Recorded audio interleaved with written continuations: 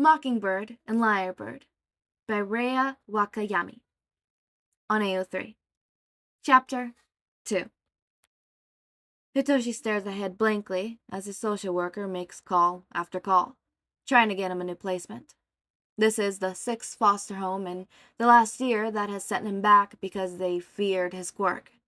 He hadn't even used it, not once, and they still acted like he was 1 second away from snapping and using it to take control of every person in the house. He hates it. He could hear the frustration creep into Ashia's-san's voice as another potential foster home says no after looking up his file and seeing his quirk and the list of complaints filed against him, despite the fact that none of the complaints had any truth to them. Unfortunately, complaints had to be filed, no matter how right they are, and any potential foster or group home can see them. He wonders if he's going back to the orphanage, or if they'll just throw him in one of those detention facilities for people with dangerous quirks. He supposes Ashia hasn't given up on him already, but there's a determined set to her jaw that says she's sunk her teeth in, and she's not letting go. He's a little grateful she hasn't given up on him. Sorry, Shinkun. It'll be a while. Here, take this and go get a drink or something, Ashida says, holding out some bills, and he smiles gratefully. He hadn't even had time to eat breakfast before Ashida had shown up, and he left with just a rolling suitcase and a duffel bag of his worldly possessions, which amounted to just clothes for the most part. There's a small cafeteria in the building that is mainly for potential guardians and adopters to use as a bit of neutral ground for the first meeting if they wanted, or for the staff to grab food from. Hitoshi just aims for the coffee machine and grabs a cup and a blueberry muffin, handing the money over and getting the change back.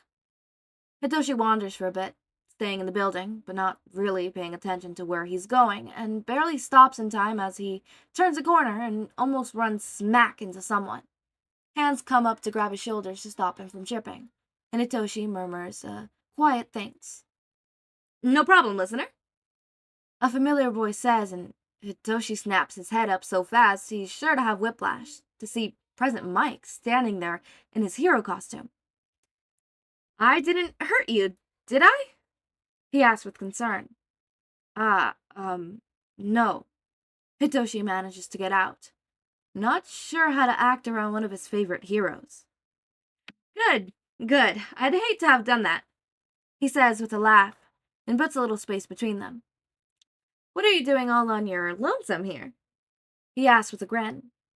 Hitoshi doesn't even try to censor his words and say it in the most tired voice.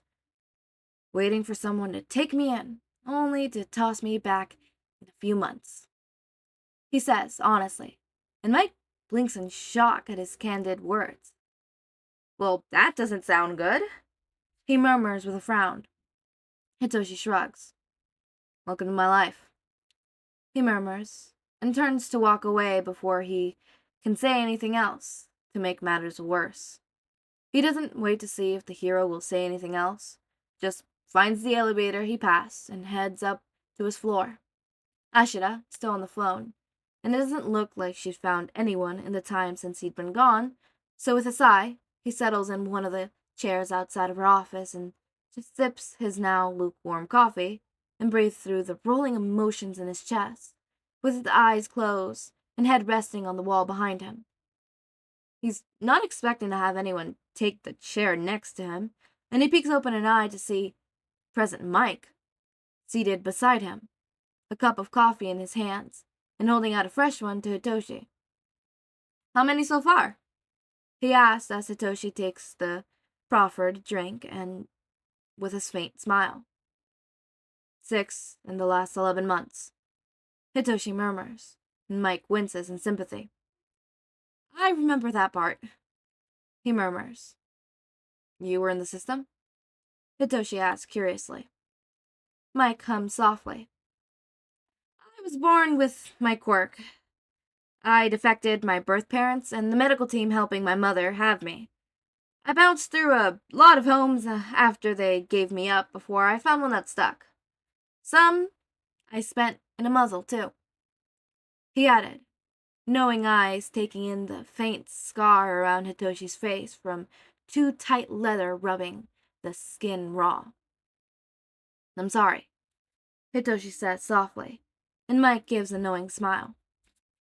I can brainwash people, Hitoshi whispers, like it would lessen the blow. If they respond to my words, I could take control of them. And so they cast you as guilty and villain before even giving you a chance? Mike says sadly. And Hitoshi doesn't know how to take that. Someone getting it, all false scoop, and not blaming him for it. Everyone always blames him for the people throwing him out. Everyone. But Ashi-Hasan. And apparently present Mike. Hitoshi's throat grows tight with a lump as he has to blink a few times to keep the tears at bay. And he's sure Mike sees it anyways. The hero gives him a moment to collect himself, typing away at his phone that chimes with incoming text before a big smile, and he types a long stream of something into his phone and sends it before standing up. Well, maybe 7 is your lucky number, Mike says, and walks into Ashida's office. Hitoshi stares in surprise, craning his head to follow Mike's path, and the man closes the door behind him as Ashida looks up in surprise. Hitoshi can see them through the fogged glass somewhat, but he can't hear what they're saying. Finally, after nearly 30 minutes of back and forth between them, Ashida makes a few calls and typing quickly on her computer. She prints something out and Mike quickly signs it with a grin. The door finally opens and Hitoshi looks to see Ashida walking with Mike, a smile on her face, and a hint of relief, because she's been working all morning without any results. Hitoshi glances between the two of them. Well, Shinsa-kun, it seems we have a new placement for you, she says with a big smile, and Hitoshi looks between her and Mike, eyes growing wide. What? He gasps out in shock. Mike just grins brighter. Yep, little listener. Just got the okay from my husband, and you're coming to live with us. We've been working on getting considerate for fostering for a while, so it wasn't that hard to convince him. So, welcome to the family, he says with a wink. What? Hitoshi asks again. Present Mike, or Yamada Hisashi, as Hitoshi soon learns, is very loud, very blonde, and very energetic. He also doesn't seem the least bit afraid of Hitoshi's quirk, and in fact asks a few questions about it that Hitoshi has trouble answering because he's had no one to work with, aside from a few government-mandated sessions with a quirk counselor to figure it out. He explains that he actually has 3 jobs, as a pro hero, a radio host, and an English teacher for UA. He's married to his husband, Aizawa Shota, has been for the last 7 years now. They live in a nice apartment that they share with 3 cats that followed his husband home. All in all, it sounds nice, but Hitoshi's not going to get his hopes up, for only them to be dashed. He learned his lesson a long time ago, but still, it seems to be one of his better placements, and according to Yamada, call me Hisashi, Hitoshi will have his own room, which is a nice change. They pull up to the apartment complex that Hisashi lives at, pulling into the parking garage after Hisashi flags his ID to the security guard there. This is a guarded complex for heroes, Hisashi explains at Hitoshi's curious gaze. We'll get you your own ID to get in and out tomorrow, but for now, let's just focus on getting you settled, yes? He says with a grin, and Hitoshi nods. They take the elevator up to the 4th floor, Hisashi insisting on carrying his duffel bag, and Hitoshi follows him with his rolling case down the hall to stop before a door with a number 407 on it. Hisashi pulls out his keys and unlocks the door before ushering him ahead of him. Hitoshi looks around as he stands in the foyer, and is surprised by how nice it looks. Lots of open space, big pictures, windows off to the side, a large kitchen that he could just make out from his vantage point. He slips off his sneakers, settling them off to the side with the other shoes, and finds a pair of slippers already set out for him, which is honestly the strangest thing of all. In all the homes he's been in, none had ever done that. He never even had his own set, either going barefoot or using the glass slippers. They're a dark blue, almost black color. Well, come on, don't be shy. Shota stepped out to grab a few things since this was a bit sudden, but he should be back soon, so this is where you'll be living from now on. Kitchen's there. Eat whatever you want, no need to ask. Living room, dining area. That hall leads to the main bathroom, your room, and our room, which has its own bathroom. There's a gym on the second floor of the building if you want somewhere to work out, and there's a few cabins near if you ever want to run for a snack. Hitoshi explained quickly. He leads Hitoshi down the hall and opens a door. It's just a guest room right now, but we'll go shopping this weekend to get you some things to make it more of your room, okay? Hisashi says with a smile, and Hitoshi nods, everything feeling a bit surreal right now. Hitoshi sets his rolling suitcase aside. Hisashi setting his duffel bag on the bed, and they hear a meow. Looking down, Hitoshi sees a small ragdoll cat come sleeking into the room, rubbing along the edge of the doorframe as it blinks bright blue eyes up at them. This is Duchess, Hisashi says, bending up to pick up the cat and holding her out to Hitoshi. Duchess sniffs his hands before she butts her head against his hand, and he grins. He had always loved cats. She's our more easygoing cat. There's a tempered orange and a white cat named Bastard, who's probably hiding somewhere. He'll come out when he's ready. It might take a few days for him to acknowledge your existence. Hisashi explains, and Hitoshi nods. The third one is a female tux, named Fritz. She's a bit of a spat, and she's probably sleeping somewhere in a sunbeam. Hisashi finishes. The front door opens quietly, and Duchess jumps down to investigate. Sho must be back. Now, he could be intimidating at first, but he's got a soft heart, okay? Hisashi says softly, and Hitoshi nods, bracing himself for the worst. He follows Hisashi into the main part of the living room, and sees a dark-haired man with his back to them as he toes off his boots, while bending to pet Duchess, as she winds through his legs. He straightens, a couple of plastic bags in hands, crinkling at the moment, and he turns around. Hitoshi stares, because he looks kind of similar, like he's seen his face before, but not like Present Mike, who is automatically familiar. Sho, thanks for grabbing extra supplies, Hisashi says with a smile, leaning in to press a kiss to his cheek. Shinso-kun, this is Aizawa Shota. Sho, this is Shinso Hitoshi, Hisashi introduces. Dark eyes with shadows under them glance over Hitoshi, taking in his thin form and pausing for the longest of faint scars that are visible on his face. Hey, kid. He finally greets, gruffly, handing off the bag to Hitoshi, before bending to pick up Duchess, who hasn't stopped demanding attention. Cats or dogs? He asks abruptly, and Hitoshi blinks. Cats, Hitoshi says automatically, and a small smirk crosses his face, as Hisashi huffs in amusement. We'll get along fine then, Aizawa says with a nod, as he scratches behind Duchess' ears. It finally clicks just where he's seen this man before. When he glances past him, he can see the hanging hook on the door with a familiar white bandage-like scarf and a pair of yellow goggles just peeking out from underneath. Problem? Aizawa asks with a frown. Hitoshi quickly shakes his head. No, just your eraser head. He manages to get out. Dark brows go up. And how do you know that? He asks, sounding more amused than anything else, but with a hint of edge to his voice.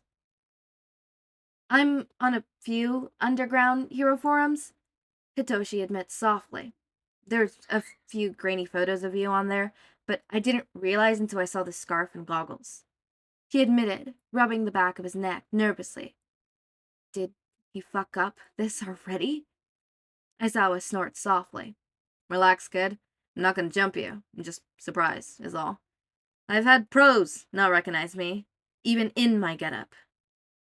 He jokes, and Hitoshi nods.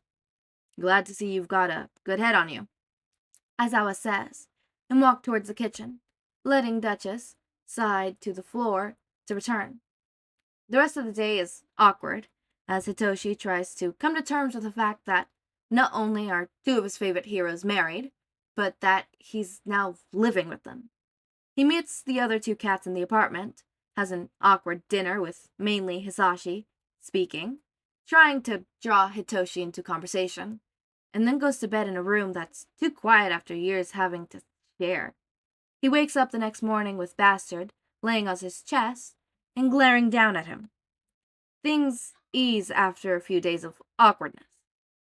Hitoshi gets his ID to come and go in the apartment complex, and he talks a bit more with both Hisashi and Shota, the man saying he could call him Shota if he wants. He learns that Shota likes his coffee strong enough to wake the dead, while Hisashi drinks tea instead. That Hisashi is very much a morning person, and Shota, like Hitoshi, isn't. Though Hitoshi is more of an insomnia and paranoia from his previous placements. Things settle, and though Hitoshi keeps waiting for the two heroes to get rid of him, neither act like they care about his quirk, or even act like they fear it. Hisashi even asks him about schooling and where he would like to go since it's almost time to start his first year of middle school. Hitoshi says he doesn't care. He bounces around so much in the past few years that he's been to quite a few schools.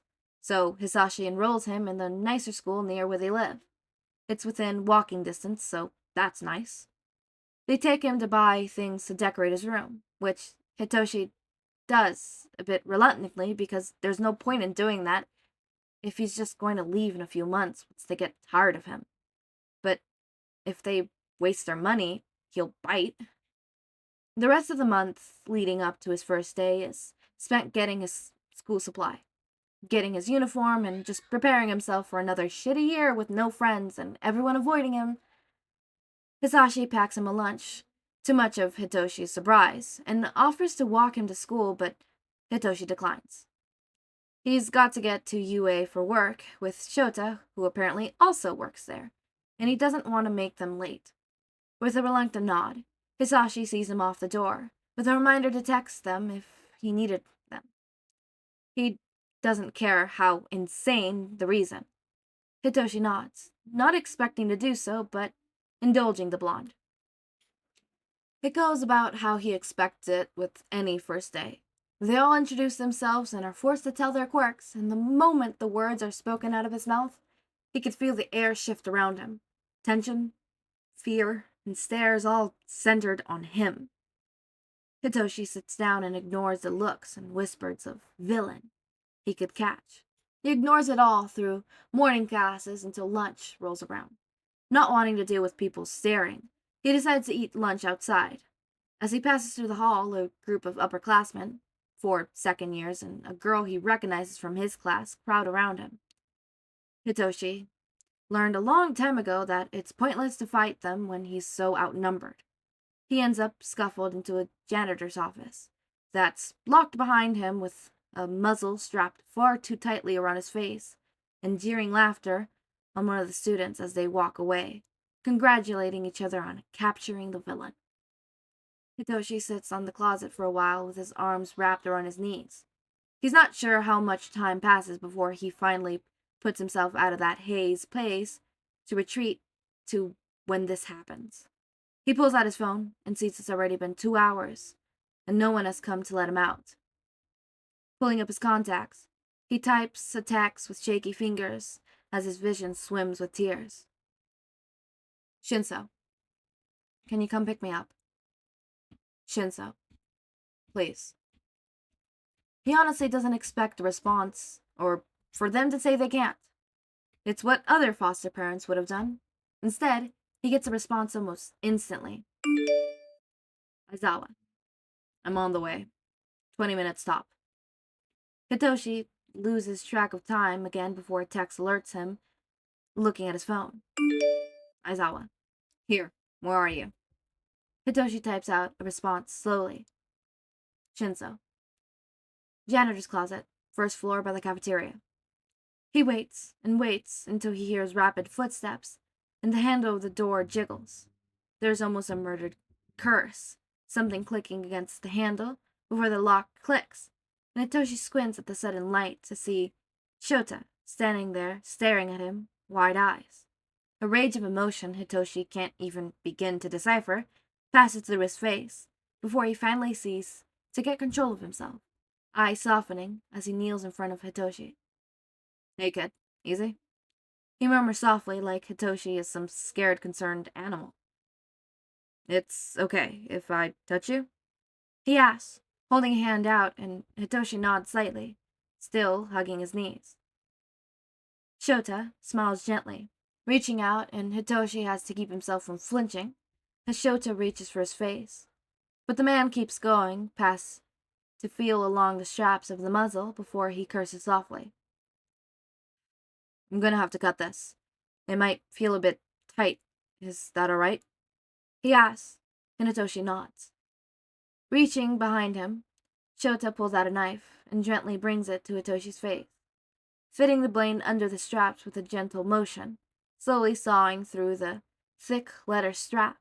It eventually parts, and Hitoshi sighs faintly as the pressure it has been putting on his face releases. Shota pulls back and gently helps him pull the muzzle off his face, with a heavy scowl at the object before he tucks it out of sight. "Are you hurt anywhere else?" he asks softly, and Hitoshi pulls back his sleeve where the bruising is forming, where his arms had hit the doorframe as they shoved him in. "Okay, we'll look at it in a bit. You okay to walk?" he asks, and Hitoshi nods, silently, unfolding with a grimace as his muscle protests, and Shota grips him gently to keep him steady as he finds his balance. Letting go, Shota steps back so Hitoshi could step out of the room and into the hall. "Come on, I need to have a long talk with your principal," Shota says, slowly, and Hitoshi eyes the man before following him silently. He sits in one of the office chairs, staring at his feet while Shota talks with Yamakura-san in the other room. Hitoshi can't hear what is said, but every once in a while he hears a raised voice. By the time an hour passes, the door finally opens, and Shota storms out angrily. Yamaka-san, pale and sweating, nervous eyes glancing around the other staff watching the scene unfold. "You will be hearing from my lawyers tomorrow. You'll be hearing from my lawyers tomorrow, and we will be pressing charges against the ones who did this and the school," Shota says, scathing before stopping in front of Hitoshi. The man regains his anger, letting it out in a long breath before smiling faintly at Hitoshi. "Come on, kid. Let's get out of here. You won't be coming back," he says, discursively, and Hitoshi nods silently, following him out of the school and towards where he'd parked in the visitors' parking. The ride is silent, Hitoshi gripping his school bag in his chest, as Shota silently stares ahead as he drives, fingers drumming on the steering wheel. "I'm sorry," Hitoshi whispers, the first words he said since the whole thing happened. "Why are you sorry?" Shota asks, dark eyes flickering over to Hitoshi before looking back ahead at the road. "I made you came all the way down here," Hitoshi whispers, hands fisting in his bag nervously. Hitoshi sees the man's hand tighten so hard on the steering wheel his knuckles go white, and he ducks his head, slowly.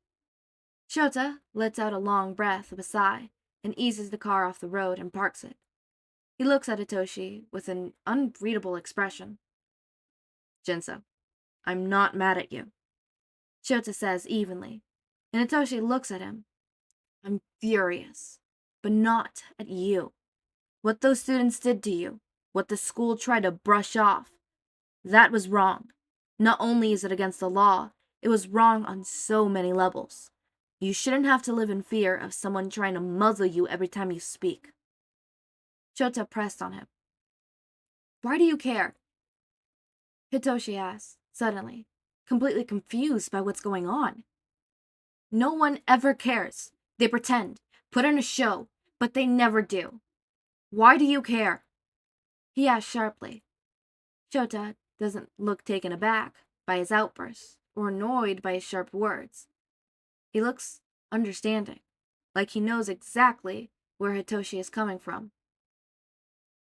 We care because we've both been there. I know what it's like to be called a villain, to be judged by others before they even know me because of my quirk. Hisashi knows what it's like to be silenced and passed from one home to another like some unwanted object. We know, Hitoshi, he says, using his name with a sharp emphasis. We want you to have a place where you could feel safe to speak and not fear you'll be kicked out the first inconvenience. Hitoshi can't stop the tears from overflowing, wiping them quickly, to try to stop the flow. Sorry, he whispers again, sniffling, but they won't stop.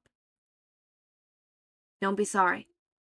There's nothing to be sorry about for crying, Shota says softly, pulling Hitoshi into a hug, and Hitoshi grips his scarf tightly as he cries quietly.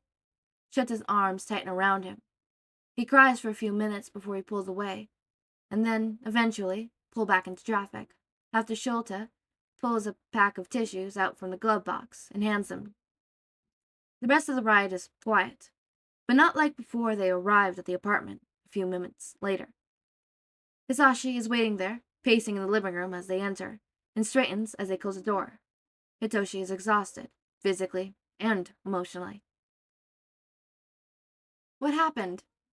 Hisashi demands quickly, seeing the blooming bruises on Hitoshi's face from the too tight muzzle. I'll explain in a moment. Why don't you go take a nap? We'll call you when dinner is ready. Shota suggests, and Hitoshi nods in agreement, smiling winkly and at Hisashi before heading to his room. He lies on his bed, Duchess and Fritz curled up with him, purring. He can't sleep, still too keyed up on what to do, and can hear the soft murmurs coming from the kitchen, where Hisashi and Shota are making an early dinner. He finally does seem to doze off a bit, because he's startled at a soft knock at his door, and Hisashi pokes his head in with a small smile to say dinner is ready if he's hungry. Okay, Hitoshi says, wanly, as he swallows a bite. Tired, he admits. I'm sure, Hisashi agrees with an understanding smile. You're not going back to that school, so you could sleep in tomorrow. We'll figure out where you'll be going, and hopefully it'll only take a few days to get you sorted. We're not angry at you, okay? This isn't your fault. We're not going to be kicking you out because of this or anything else. You're here to stay. Got it? Hisashi says forcefully, but with a grin. Hitoshi gives a wan smile and nods.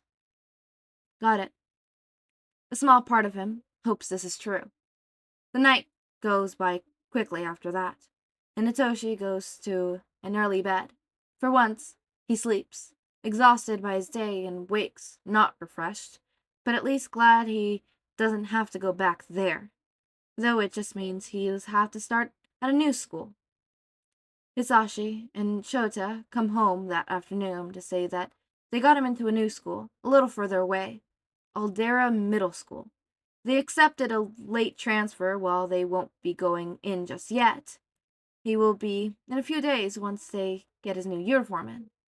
Nothing is said about his previous school, but Hitoshi does catch the end tail of a few phone calls to someone about what he assumed Shota kept good on his promise to bring in lawyers. In the end of the week, right before the weekend, when Hitoshi goes to his new school, Shota accompanies him to the school early to have a talk with his principal and explaining it in very clear words what will happen if anything like what happened at Hitoshi's last school happens here. Yaguru-san agrees quickly that they'll have an strict anti-discrimination and bully policy they uphold and will make sure nothing like that happens here.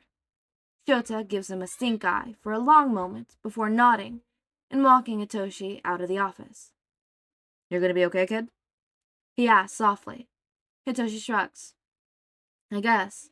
Can't be any worse than the last school, he murmurs, and Shota snorts softly. Please don't jink us, problem child, he murmurs, but the way he says problem child sounds more like an endearment than a comment on the trouble Hitoshi's already caused.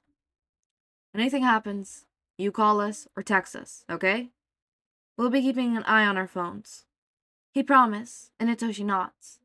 Shota sighs softly and pats his head a little, which is weird, but in a nice way, and Hitoshi ducks his head. Hopefully, this will be a good day. Try learning something. He orders, and Hitoshi nods, before Shota gives him one last nod and walks out of school to head to UA. Shinso-san? A woman speaks up, and he looks over to see one of the principal's assistants waiting for him by the door. I'll show you to your homeroom, she says with a smile, and he nods. He follows silently behind her, and they stood up at the end of the room, where he could hear the buzzing of voices. She waves for him to wait a moment, and then knocks before stepping in briefly.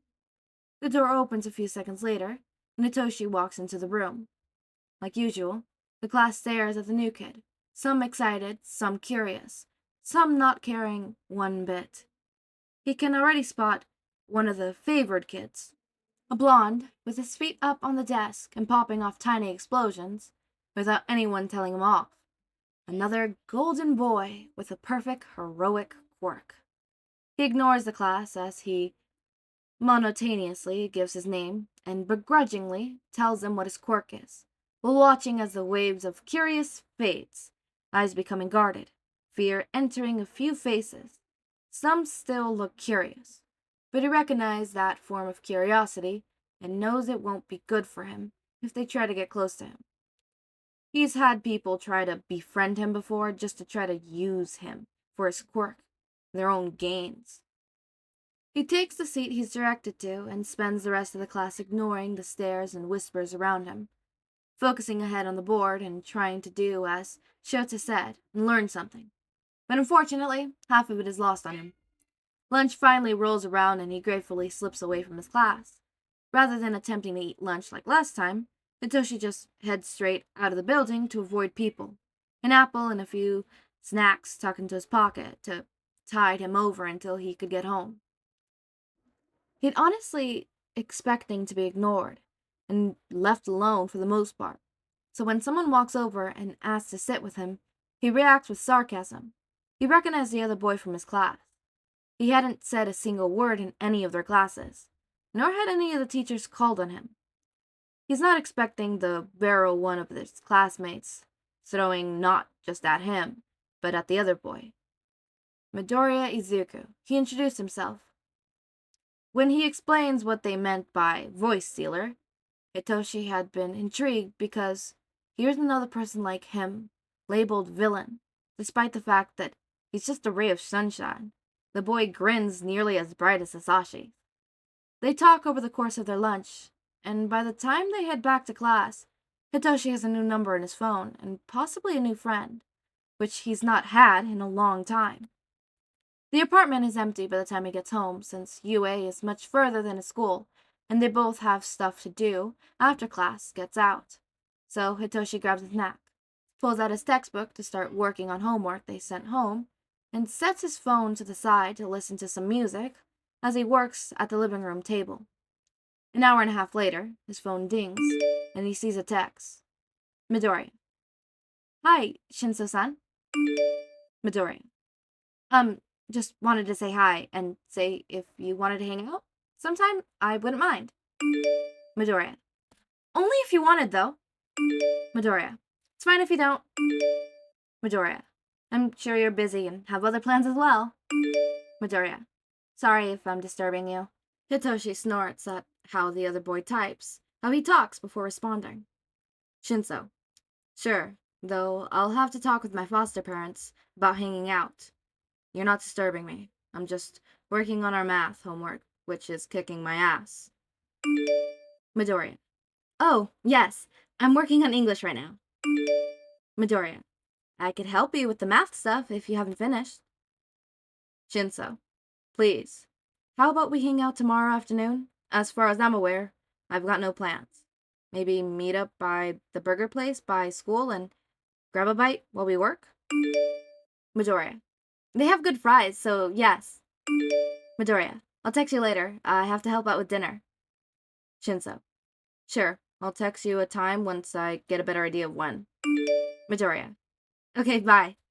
Hitoshi grins and looks up as the door opens to see Shota and Hisashi coming in. We're home, they called out. Hey, Hitoshi says from his spot. How was your day? Hisashi says eagerly as he toes off his shoes, Shota pulling off his scarf and hanging his goggles on the hook behind him. It was okay, I guess, Hitoshi admits with a shrug. Better than last time. He fidgets with his pencil. I, made a friend, he admits quietly. Oh, that's awesome! It's always nice to make a friend, Hisashi says, and Hitoshi huffs behind Hisashi, where the blonde still hasn't moved from the foyer and gently pushes him out of the way. Is it okay if I hang out with him tomorrow? And work on homework? He asks quietly. Of course, Hisashi assures him with a grin. If you want, you could bring him over as well, he adds brightly, endearing too eagerly to meet his new friend. I don't think we're quite on that level yet, and he might implode when you realize who you are, Hisashi admits, recalling Midoriya's long ramble on his favorite heroes and quirks. Maybe later, though. Hisashi just laughs as Shota collapses on the couch, Bastard appearing from the hall and jumping on the man to cuddle with his purr rumbling loudly in the room. All right, well, I hope we can meet him soon. Now, I'm gonna go take a shower and then we can make dinner, he declares, and Hitoshi nods, turning back to his homework. Glad to hear you didn't jinx your day, Shota murmured from the place on the couch, and Hitoshi just snorts and goes back to doing his homework with a grin. This is such an interesting chapter. I like to see Hitoshi's point of view and seeing how he's gone. And I love, Eraser Mike. I love Eraser Mike adopting mainly Izuku, but hey, I can also digest a little bit of Eraser Mike adopting Shinso. That is also something. It's the OG. That's actually what I used to enjoy. I used to think, oh, Eraser Mike adopting Izuku, I didn't like that, and now I'm obsessed with it, and it's my favorite thing. Oh, how the changes have turned. Wait, that's not how the saying goes. I don't know what I was trying to say. Whatever, point taken is, this is a really cute, chapter. I keep wanting to say episode. It's a really cute chapter, and I love the way Midoriya types. That is the way I type. You can ask my friends. That is how I type. Just popcorn. Just a bunch of bing, bing, bing. That's what they hear my friends all the time. Just ding, ding, ding, ding, ding. Because I refuse to just type one thing. And that's if I'm having a good day. If I'm having a bad day and I type one sentence, like let's say I do it all in one text, normally what happens with that is I get one spelling error, and then I try to correct that spelling error, and then you just get a bunch of ding, ding, ding, ding, ding, ding, ding from me continuously typing and then sending without grammar checking that one grammar error that I'm supposed to be doing, and you end up with a bunch of misspelling of one word in 1 minute. Like you get like a whole 6 of them until I get the one right, or until I say fuck it. There has been a point where I think it was at try 12 where I said fuck it. It is no longer fuck. It is now duck. And it stays like that.